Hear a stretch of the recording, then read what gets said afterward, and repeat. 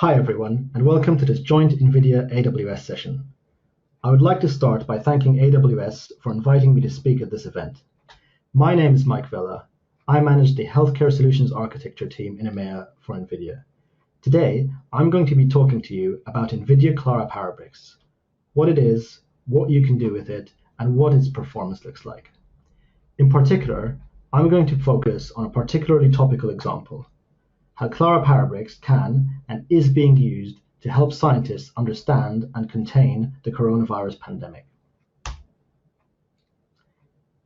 There are three workloads I want to talk about, and they're ordered by scale. There are computational challenges at each level. We start with the molecular level, viral genome sequencing. We then move on to the single-cell RNA sequencing levels, and finally, I'm going to talk about population scale genome sequencing. One of the first challenges is viral genome sequencing. If we want to understand the genome, it's really important to understand if we want to understand a virus, rather, it's really important to understand what its genomic sequence looks like. Although we were able to sequence the SARS-CoV-2 genome in January, we still need to sequence it multiple times, and this needs to be an ongoing effort. And the reason is that viruses like SARS-CoV-2 mutate very effectively. And so by sequencing it multiple times, we understand how it's mutating and how it's spreading. At the cellular level, we need to understand how the virus actually affects people. We understand this, in part, through understanding protein expression.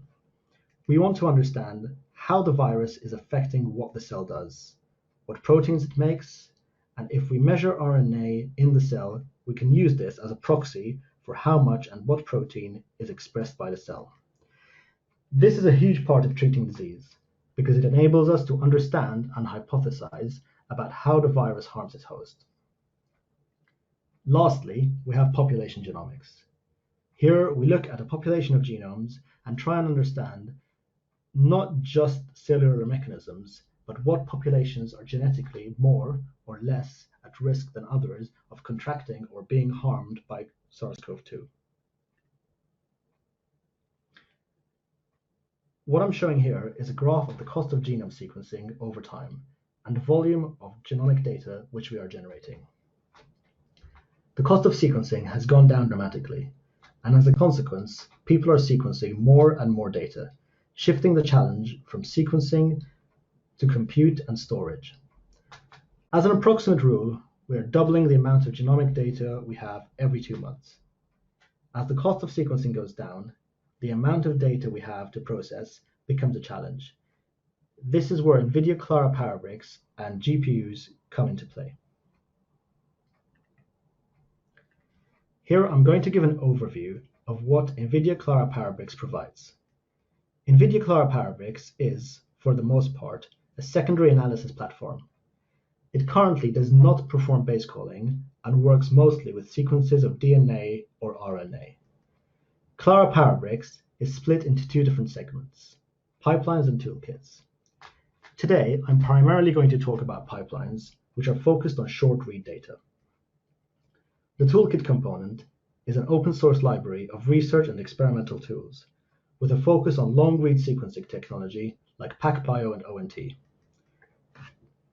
Clara Parabricks pipelines, on the left, mirrors the GATK toolkit.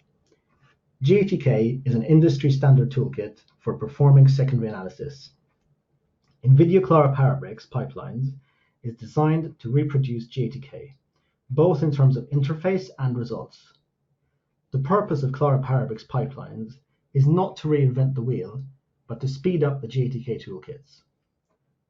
The components we speed up span germline analysis, like BWA or haplotype caller for variant calling, somatic analysis, like somatic variant calling, for example CNV-KIT, and RNA sequence analysis, tools like the star aligner. This is a full outline of the tools which Clara Parabricks pipelines implements in GPUs. Many of these, such as haplotype caller, are industry standard, and hopefully there are tools in here which will be useful to you.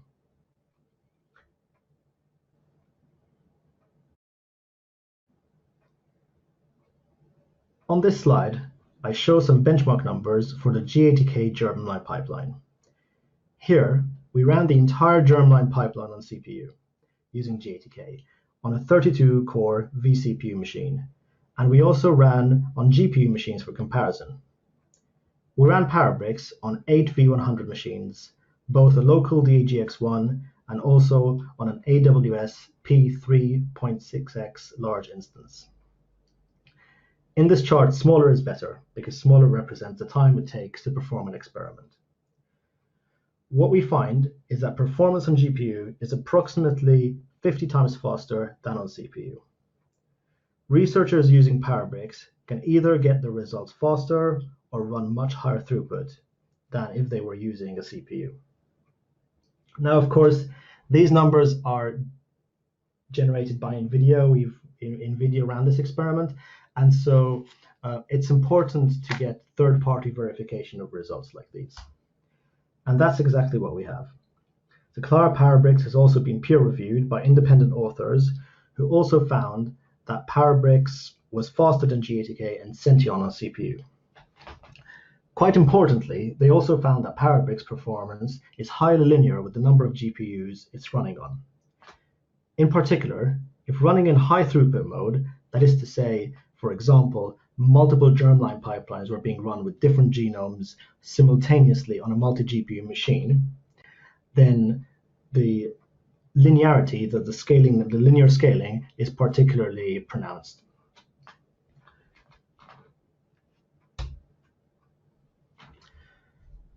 We've also recently announced a new version of Parabricks 3.0, which has new features and speedups over the previous.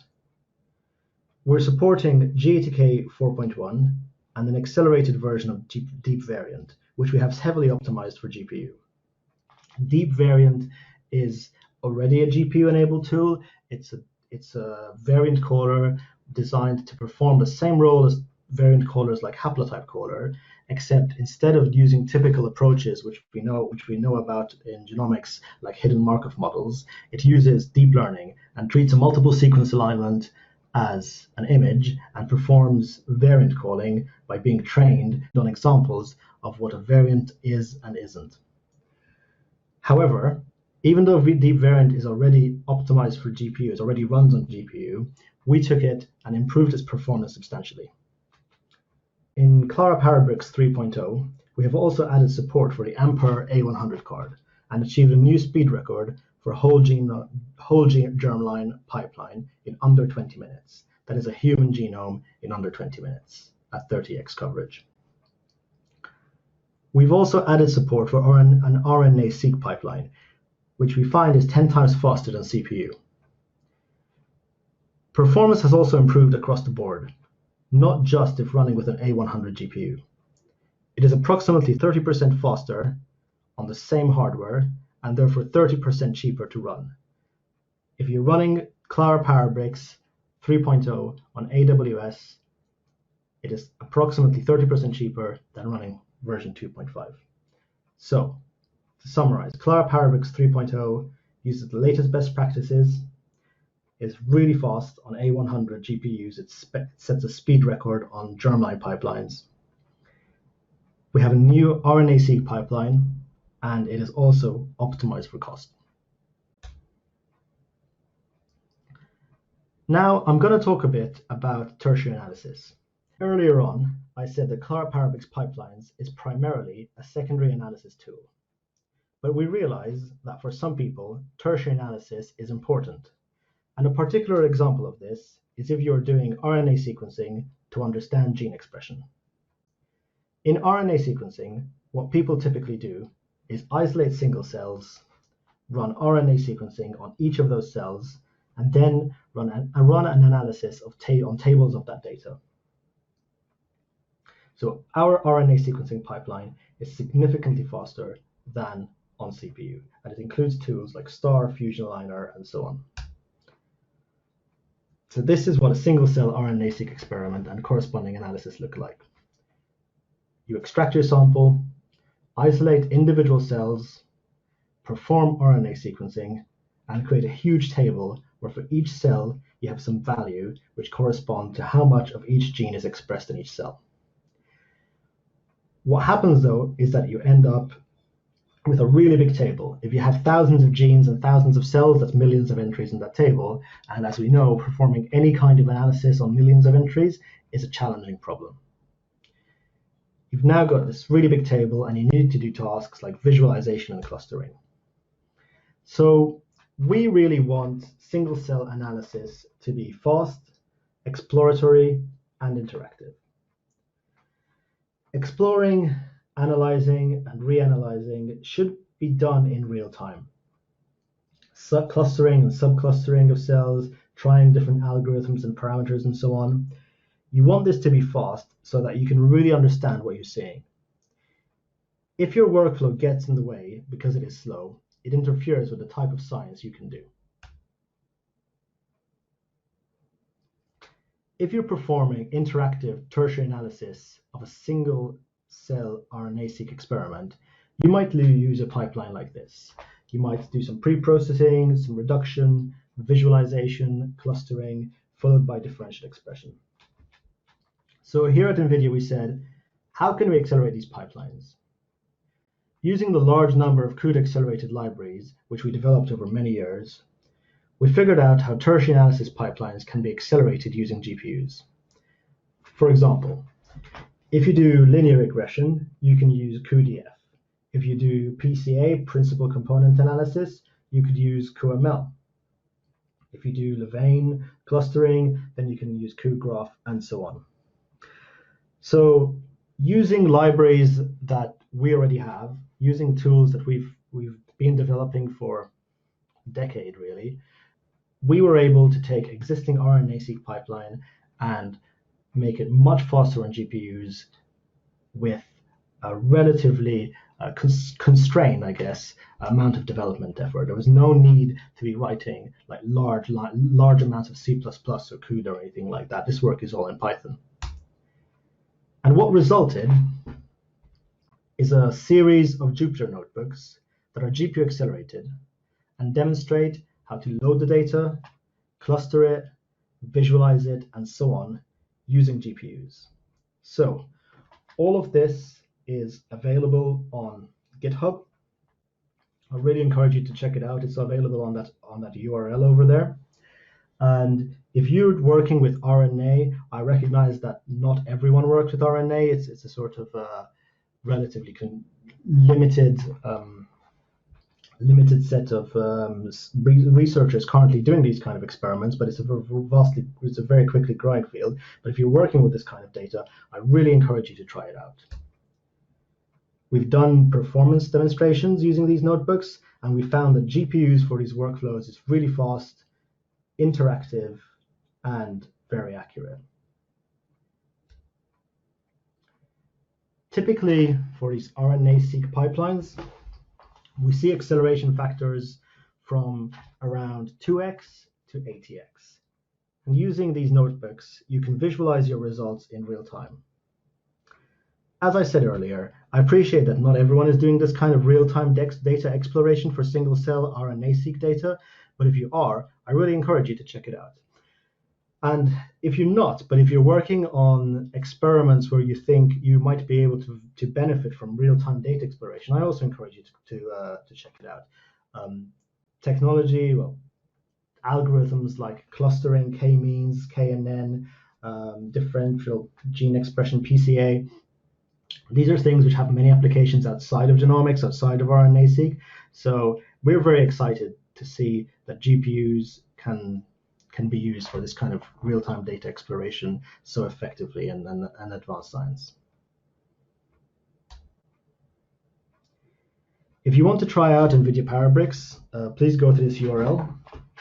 You can run NVIDIA Parabricks on your local desktop, on a DGX cluster, on AWS, of course, and so on. If you have a Pascal GPU or later, and you meet some minimum hardware requirements, which are not really esoteric or anything, they're pretty straightforward hardware requirements, then you should really check out Clara Parabricks.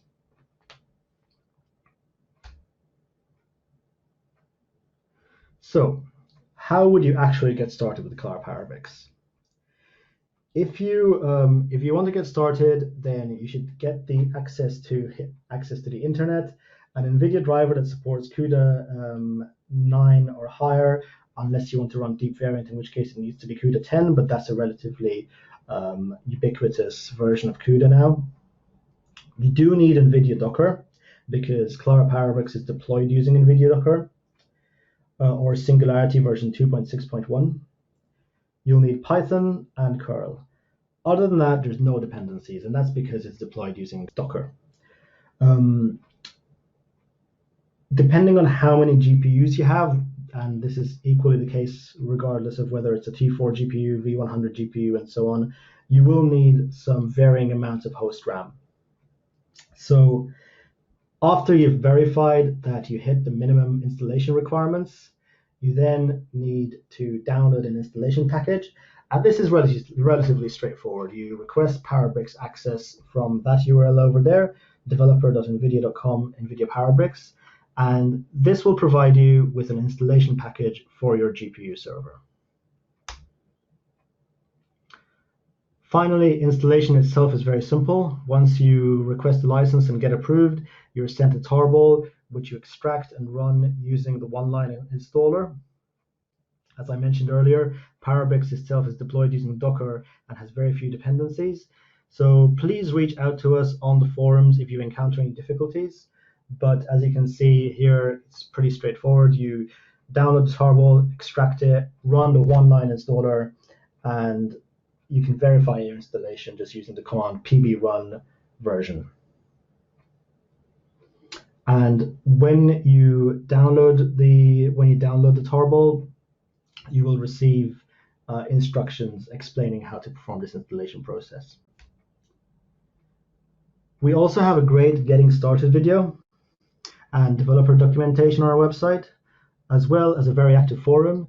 I would say that the forum is actually one of our preferred places for providing support.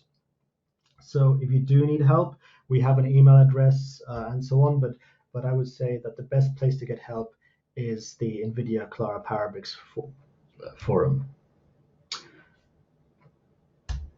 And that's it for me, and I would like to thank you for your time.